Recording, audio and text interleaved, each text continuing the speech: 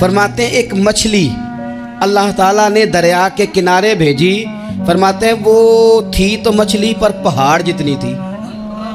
بخاری میں لفظ ہیں، حضرت جابر ابن عبداللہ رضی اللہ تعالیٰ عنہ فرماتے ہیں 300 آدمی 18 دن تک اس مچھلی کو کھاتے رہے، مچھلی ختم ہی نہیں ہوئی۔ مچھلیاں نہیں، مچھلی کہتے ہیں 18 دن 300 بندہ کھاتا رہا، مچھلی ختم ہی نہیں ہوئی۔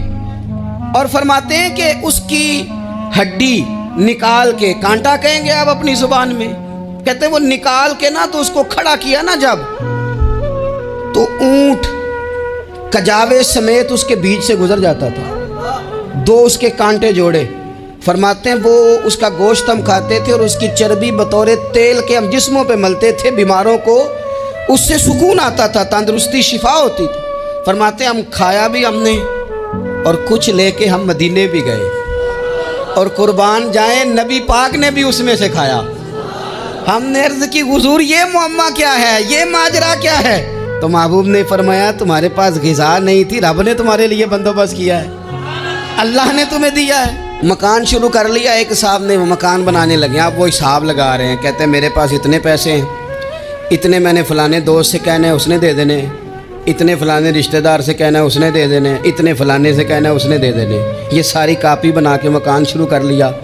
جو روز کہتا تھا نا کوئی حکم ہو جاتے دسی، سب سے پہلے اس کو کہا میاں پیسے چاہیے دین، وہ کہندا ہو کل ہی منڈا ٹوریا ہے، کدے تو پرسوں دس داتے لب جانے سن۔ میں آپ کو اپنے تجربے کی بات بتا رہا ہوں۔ جن لوگوں کا خیال ہوتا ہے نا کہ آپ سٹارٹ کریں فلانا کام، ہم آپ کے ساتھ ہیں، اللہ کا ہی کوئی نظام ہے، وہ بالکل بھی نہیں ساتھ ہوتے۔ لیکن ایسا نہیں ہے کہ کوئی ساتھ نہیں ہوتا، اللہ تعالیٰ بڑے اسباب پیدا کرتا ہے، وہاں سے دیتا ہے جہاں سے گمان بھی۔ ہمارا یہ ذہن بن جاتا ہے ہم ساری اپنے حساب سے چلتے ہیں، اتنے رشتہ داروں سے اتنے، کون آپ کے ساتھ چلے گا؟ سوال ہی نہیں پیدا ہوتا۔ یہ سارے کام چھوڑ کے سب سے پہلے 2 رکعتیں پڑھو، اپنے رب کی بارگاہ میں، رسول کائنات کی بارگاہ میں گزارشات اور استغاثے پیش کرو، وہاں سے خیر طلب کرو۔ دنیا دار کیا دیں گے، کیا دے سکتے ہیں، کیا حیثیت ہوتی ہے کسی؟ اللہ کہتا ہے وہاں سے دوں گا۔ تو جو اللہ مال دے وہ لینا چاہیے کہ رشتہ داروں کا مال دیکھنا چاہیے؟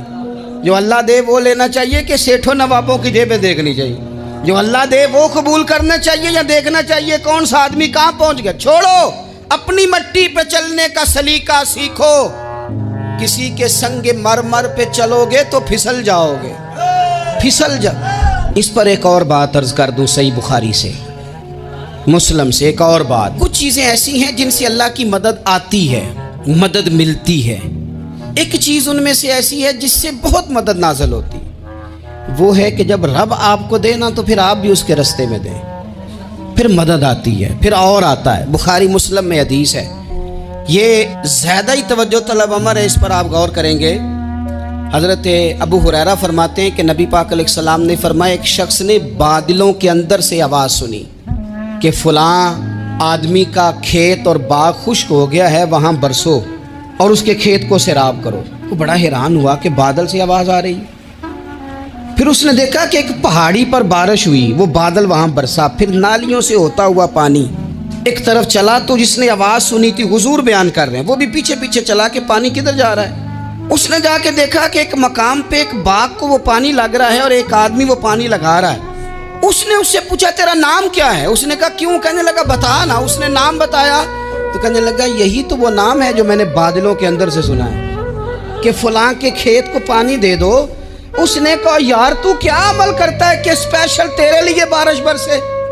یہ بخاری پڑھ رہا ہوں، سیاستہ سے حدیث عرض کر رہا ہوں۔ اس سے پوچھا تو کیا کام کرتا ہے کہ جناب اللہ تبارک و تعالیٰ کا حکم کرم آیا کہ خاص تیرے لیے پانی برسے اور تیرے کھیت کو سیراب کرے؟ تو اس نے کہا چھوٹا ذمہ دار ہوں، پر جب فصل اگتی ہے تو 3 حصے کرتا ہوں، ایک حصہ اپنے بال بچوں پہ، بہن بھائیوں پہ خرچ کرتا ہوں، ایک حصہ پورا، اور ایک حصہ دوبارہ کاشتکاری پہ لگاتا ہوں، اور تیسرا حصہ خالص میں نے مسکینوں، یتیموں اور غریبوں کے لیے رکھا ہوا ہے۔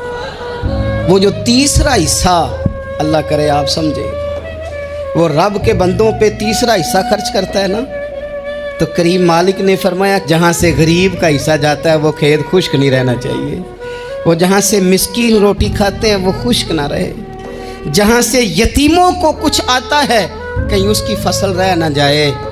میں اور آپ بھی اگر اپنے مال میں مسکینوں، یتیموں، غریبوں کے حصے رکھ لیں گے تو فصلیں خشک نہیں رہیں گی، ان کے اندر تازگی آئے گی، نور آئے گا، کرم آئے گا، خاص کر خدا کی رحمت برسے گی۔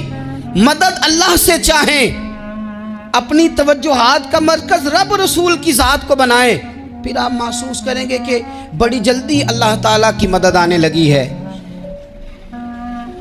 کبھی آپ صرف کہہ دیں نا میرا رب میرے ساتھ ہے، اس لفظ میں اتنی طاقت ہے کہ دشمن ویسے زیر ہو جاتا ہے۔ زندگی میں کسی سے بھی لڑائی ہو اچھی طرح سوچ لیں کہ اللہ اس طرف ہے یا اس طرف ہے۔ اگر آپ زیادتی پہ ہیں تو پھر رب مظلوم کی جانب ہے۔